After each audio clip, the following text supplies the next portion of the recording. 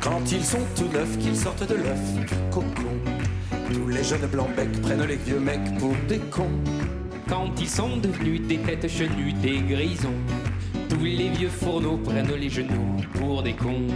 Moi qui balance entre deux âges, je leur adresse à tous un message. Le temps ne fait rien à l'affaire. Quand on est con, on est con. Qu'on ait 20 ans, qu'on soit grand-père. Quand on est con, on est con. Entre vous plus de controverses. Con caduc ou con débutant, Petit con de la dernière averse, vieux con des neiges d'antan. Petit con de la dernière averse, vieux con des neiges d'antan.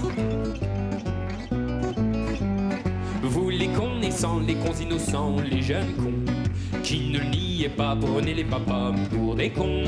Vous les cons âgés, les cons usagers, les vieux cons qui confessez-le, prenez les petits bleus pour des cons.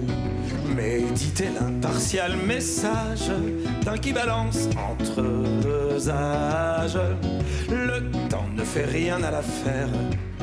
Quand on est con, on est con. Et 20 ans qu'on soit grand-père. Quand on est con, on est con. Entre vous plus de controverses. Con caduc ou con débutant, Petit con de la dernière averse, vieux con des neiges d'antan. Petit con de la dernière averse, vieux con des neiges d'antan.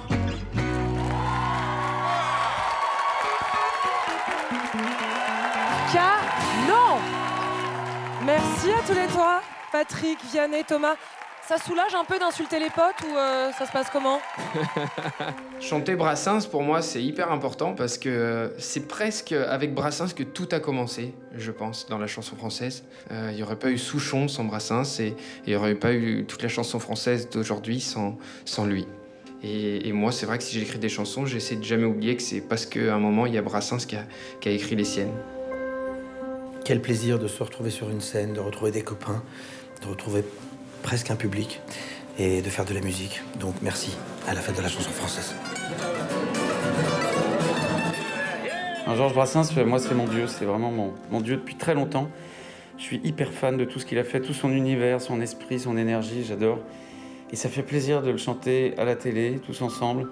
Et de pas toujours chanter l'Auvergnat ou les copains d'abord, c'est vachement bien, donc c'est parfait. Non, ce n'était pas le radeau de la Méduse, ce bateau, qu'on se le dise au fond des ports, dise au fond des ports.